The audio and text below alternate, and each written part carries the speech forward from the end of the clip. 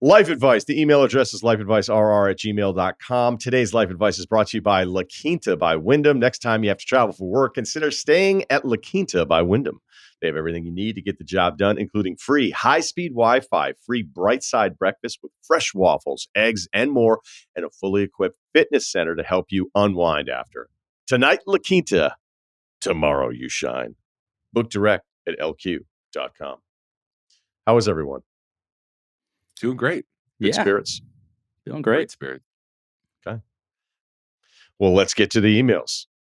All right. My friend plays too much flag football.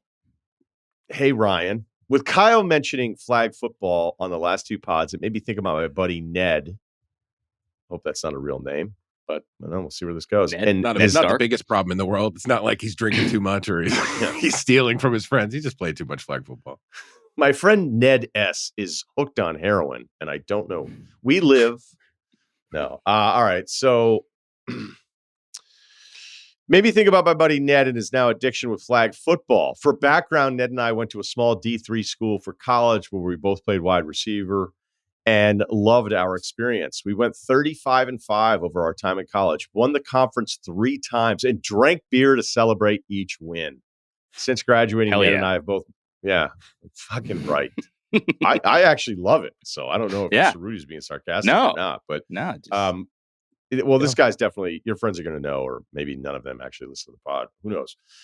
Since graduating, Ned and I both moved to Chicago, where I got a full-time job, and Ned continued his education.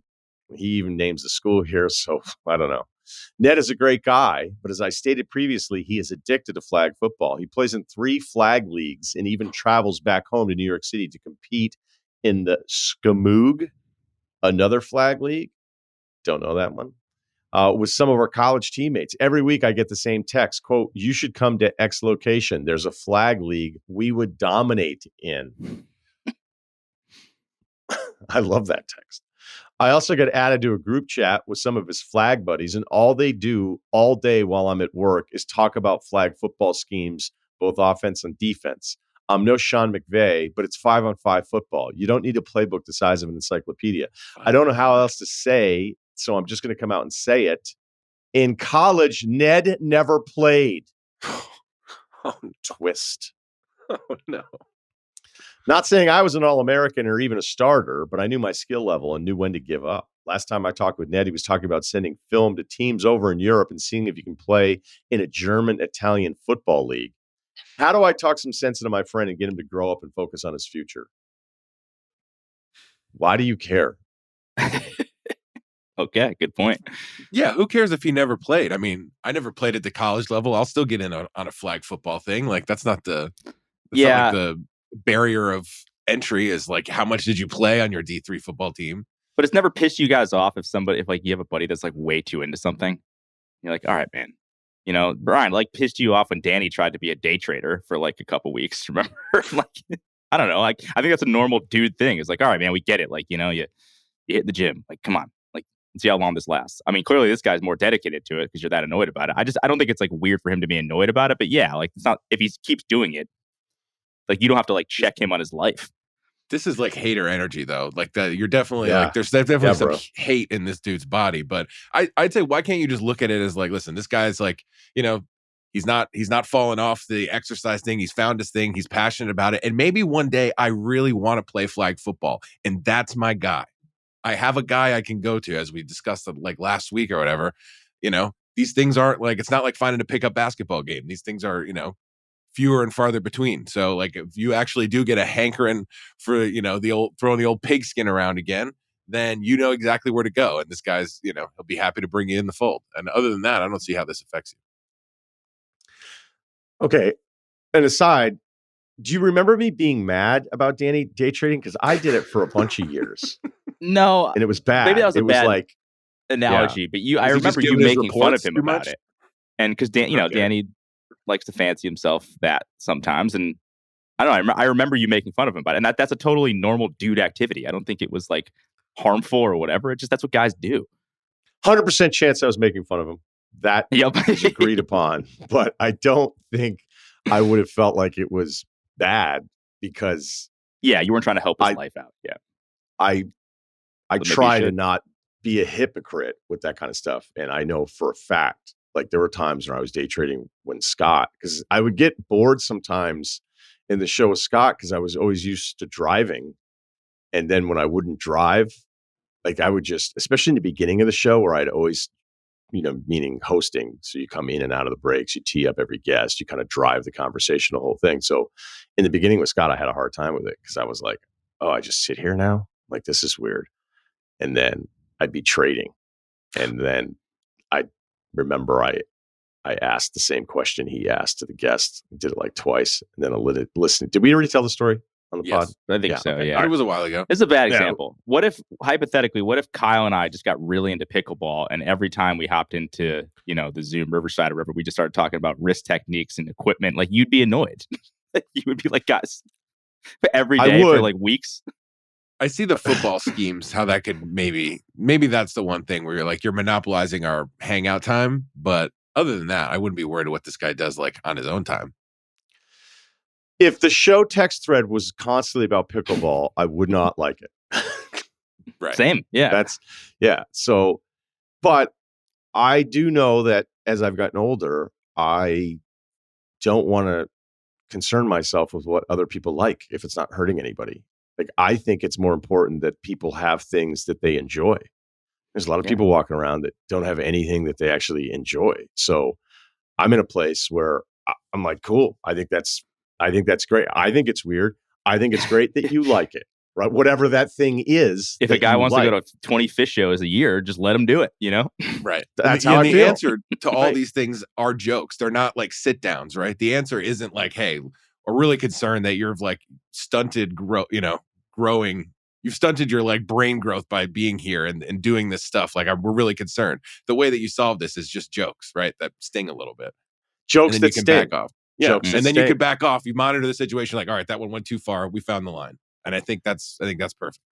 Right. Because I had, I don't know what it is. I think it might have been a South Shore thing where South Shore, Boston, those guys, maybe in high school, their first experience drinking beers in a field, somebody would throw Billy Joel on. So there was a bunch of people my age when I was in my 20s that loved Billy Joel. And I did not love Billy Joel. There's never been a Billy Joel moment in my life. I appreciate it. There's a bunch of artists. I'm Petty. A bit of a. You didn't like Tom Petty. I don't.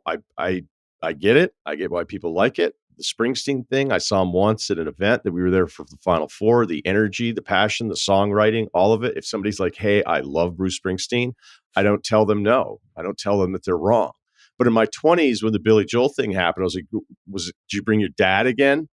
So like I would have made fun of it in my 20s. And now if somebody's like, I go see Billy Joel 6 times a year, if that's even possible, I'd be like, I think that's great. I think that's great for you that you went to go see something that you care about and you feel some sort of joy from. So as we circle it back, or maybe we call it a hook route here. Nice. Just let this guy like it. And you did bring up something that I thought was interesting in that he didn't play.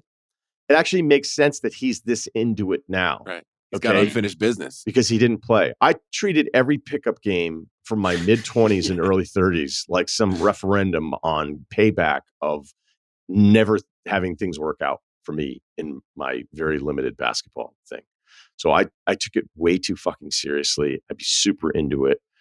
I'd be looking at shoes, which is what guys can shop for shoes and never want to play basketball. But I was really, really into it, but not to the point where I was going to send film to anybody. I wasn't, that'd be a massive waste of postage. So the point with this is, he's going to the extreme, but he's fulfilling this void in his life because he cared enough about college football to play for a D3 team that he never actually played for. You played, from what it sounds like. You said you weren't even a starter, but you played.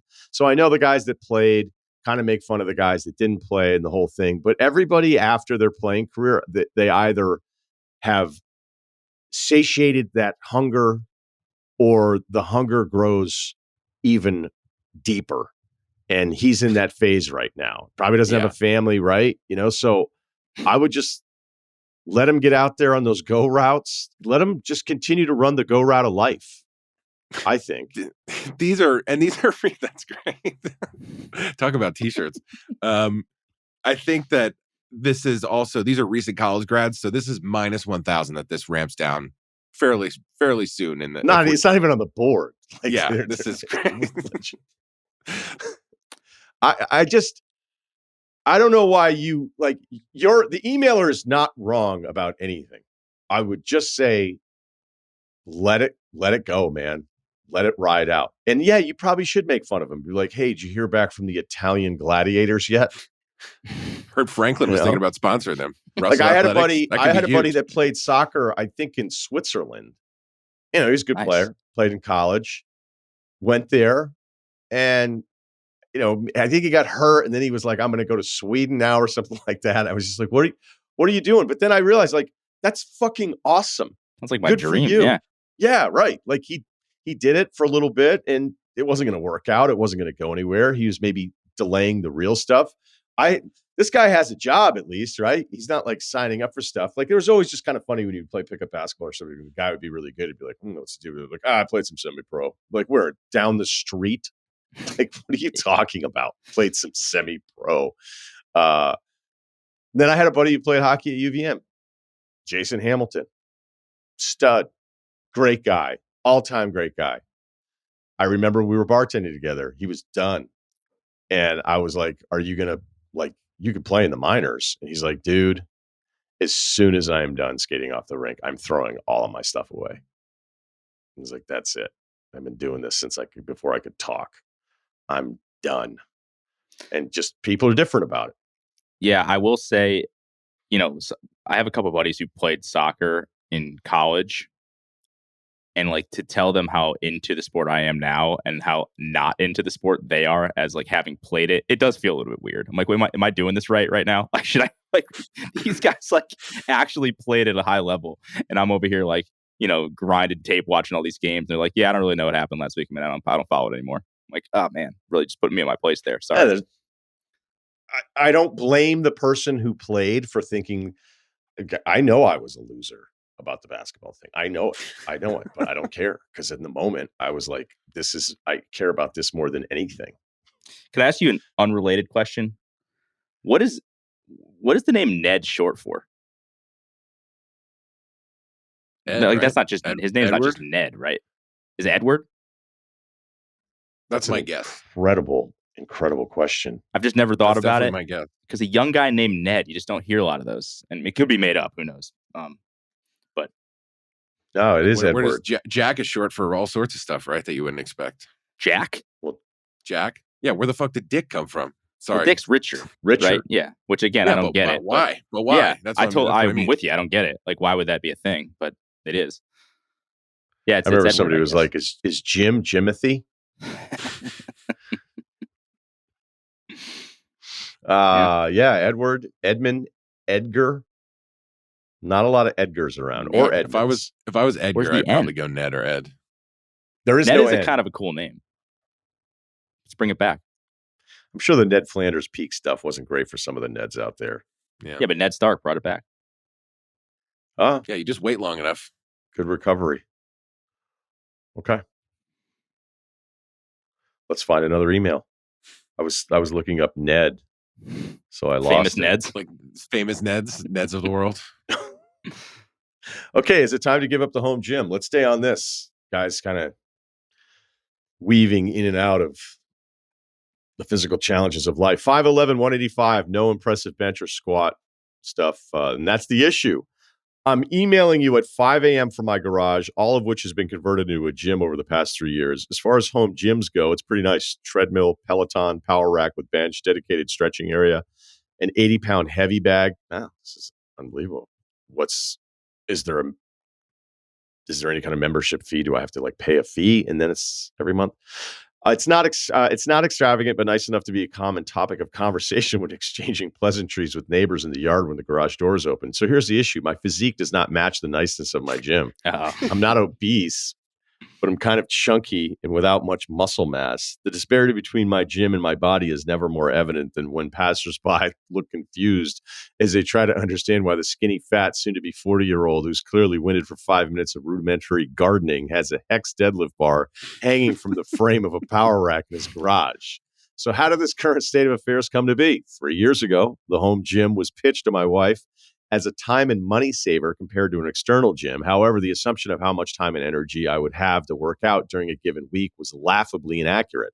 I'm at a startup. My wife also works pretty aggressive hours. Number of kids is now at 2. With no family around to help, we tag team the childcare duties. I really can't sleep less than 6 hours per night and be functional. So spare time and extra energy are at all-time lows. So is it time to sell this stuff and use the space for something more useful that won't leave my neighbors so confused, like parking cars? Or do I keep everything for when I have time and energy to use all this stuff regularly in like 3.5 years when both kids are in school and don't think I'm cool enough to play with anymore?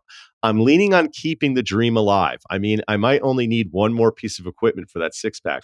Honestly, you could tell me to suck it up and find the time now, and I'd keep the stuff, which might be the right answer, but it's not practical one, at least not now. Okay. Simple. If you don't need the money, you don't need the space, why get rid of it? I would hold on to it and, keep it, because if you sell it, then it's never going to happen. Like you're done, right? Maybe you'll go to a gym someday, but you're never going to like rebuild the gym. So that ship's going to sail if you sell it. Yeah, and maybe the startup isn't a startup and the kids are in school, so maybe you double your amount of time and you're like, all right, this is actually not crazy. Or you're just lying to yourself and you do have the time. Either way, keeping the gym, I think, is the move. And the neighbors, you being self-conscious about the neighbors, what does that guy have a pull-up bar? Cares? I mean, look at him. Look at him. He can't even get up. He's fucking kneeling on the ground trying to pull out weeds. He looks like he's really struggling. No one's thinking that, probably. Almost. Or just keep it half open so you don't feel, some people aren't watching you, but you just look at the airflow. Right. You just duck under the door. Yeah, you keep it close too, but you're never working out there in the first place. So it's not like you're hiding anything that you're doing. Who knows what they're saying about you? Be like, that guy doesn't look like much, right? But good for him, man. He's getting after it. Or they're like, guy might be like a hot pocket badass. I know he's a little thick, but see that hex bar? Probably doing trap stuff.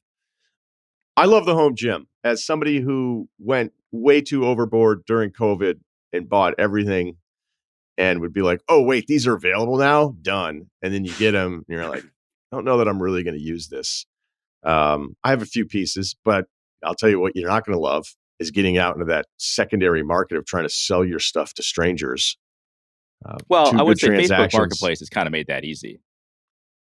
I'm not. I don't know. I think I kind of disagree. I think we're an eBay podcast, Steve. So maybe all right, eBay too is fine. Whatever you want to do. Whenever I have something in my house that I don't want, I just put it on Facebook Market, that I don't want to move. That's big. Just all right, put it on there. Someone will come take it. So you're heavy in the Facebook Marketplace? Not I wouldn't say heavy, but we had this extra mattress, and you could pay to bring it to the dump, which was this whole thing, or you can just, and it wasn't even that nice, or you can just put it on Facebook Marketplace and say free, and someone just comes and takes it for free. So there you go. Well, I don't want to give my stuff away, but I had too many things. Right. So I ventured Kyle asked into a specific question about my Facebook Marketplace habits, and I answered it. I'm not saying you give stuff away for free. Yeah. Yeah. But I had, I basically listed everything. It's all in good condition. Some of the stuff's barely used. And then I went to list it. And somebody was like, how's that going? And they asked me what I did. And she was like, are you trying to be murdered? I was like, I don't think so. I was like, I'm just trying to get a decent price on some equipment. But, it just turns into a free for all. I listed this bench that's really nice. I think it was 700 brand new. And I listed it for $250. And a guy was like, we just take $215. I'm like, well, we're done. We're done. You and I are done. There's no bartering. I don't want you showing up to my house. I don't want to talk to you. I don't want to email you anymore. We're just, you and I can't bring it somewhere for someone. They've got to come get it from you, which also sucks. Again, that's what I do. You just leave it outside. Don't even have to talk to anybody. So the reason we're even telling any of this stuff is because, do you really want it to our emailer? You want to enter that world? Be like, what's up with those bumper plates? Oh, there's a mark there. So I would say keep it, especially as Ceruti pointed out, if the car thing isn't a situation, if your wife isn't like, hey, can we put the car inside of the garage? If parking is not a challenge every single night. So when I had a full garage build out there for a little while, parking was actually not an issue because it was just my car. probably why I didn't get married during COVID. Because I was like, you know what? If I get married, you know, she's going to want to put her car in there. And I was like, I'm getting pretty good with some of these squats with the kabuki bar. I was like, I can't get married now. I can't get married, you know. So then when I moved, too much momentum.